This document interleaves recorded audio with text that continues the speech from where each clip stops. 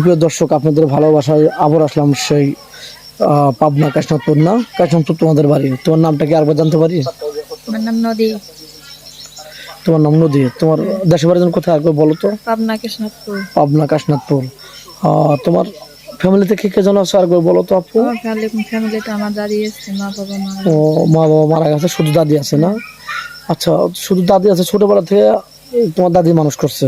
হ্যাঁ, সে কি করতো? বাসা বাড়িতে কাজ করতো নাকি অন্য কিছু দর্জি কাজ টাজ করে? কি করে তোমার দাদি? বাসা বাড়িতে কাজ করে। বাসা বাড়িতে কাজ করে তোমাকে মানুষ করছে না? তুমি তোমার দাদির সাথে হেল্প করো না? কোনো কাজ কাম করো নাই? করছি। ও, টুকটাক তার সাথে কাজ করে দিছো। তোমাকে কেউ বাজে চোখে দেখে নাই? কেউ খারাপ প্রস্তাব দেয় নাই? না না, আমি একটু তো গ্রামে এত সুন্দর তোমার চেহারা, গ্রামে তোমাকে কেউ বিয়ে করতে চায় না? না, ওই যে আমরা গরিব বলে। ও, মানে যৌতুকের টাকা পয়সা নাই এই জন্য? কত টাকার মতো যৌতুক লাগে তোমাদের দেশে?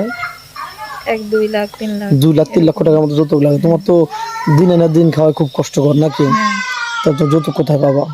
রাইট বলছো। যাই হোক, এই ভিডিওটা প্রবাস থেকে দেখছে কোনো প্রবাসী ভাই যদি তোমাকে বিয়ে করে বাইরে নিয়ে যেতে চায়, তোমার দাদি যেতে দিবে?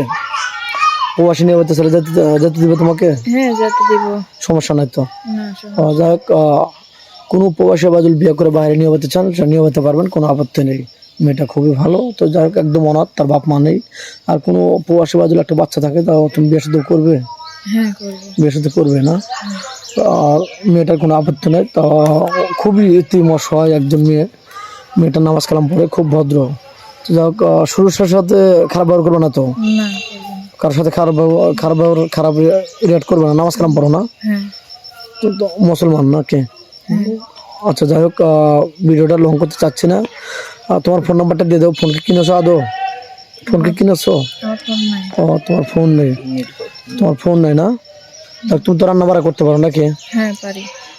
আচ্ছা, তোমার একটা ভালো লোকের সাথে বিয়ে হলো, সে নামাজ কালাম পড়ে, তুমি নামাজ কালাম পড়ো, তুমি স্বামীকে নিয়ে কোথায় ঘুরতে যাবে?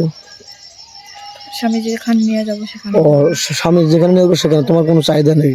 না আচ্ছা, তোমার স্বামী যদি তোমাকে বাংলাদেশে রেখে যায় বিয়ে শাদী করে, তুমি কি পরকীয়ায় লিপ্ত হবে?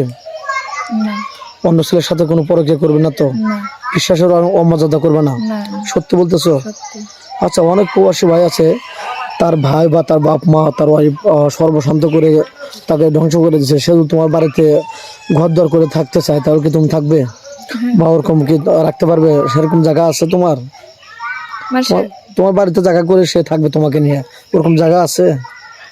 হ্যাঁ আছে। ও, তোমাকে নিয়ে তোমার বাড়িতে রাখতে পারবে না? সুপ্রিয় দর্শক বন্ধু, খুবই অসহায় মেয়ে, তার বাড়ি ভিটাটা আছে, তাকে বিয়ে করে তার বাড়িতে তার দাদি সহ আপনি থাকতে পারবেন, কোনো প্রবলেম নেই। অতটুকু জায়গা আছে। মেয়েটা খুবই নার্ভাস, অনেক ভদ্র মেয়ে, কথা বলতেই লজ্জাবোধ করে। খুবই ভালো মেয়ে, মুসলমান, নামাজ কালাম পড়ে। মেয়েটা খুব ভালো। তো যাই হোক, মেয়েটার কোনো ফোন নেই। আমাদের নাম্বার দেওয়া থাকবে, কেউ ভিডিও কল দেবেন, অডিও কল দেবেন। ভিডিও কল দিলে ব্লক করতে বাধ্য হবো। ভালো থাকবেন, সুস্থ থাকবেন, এই বলে শেষ করছি। আল্লাহ হাফেজ।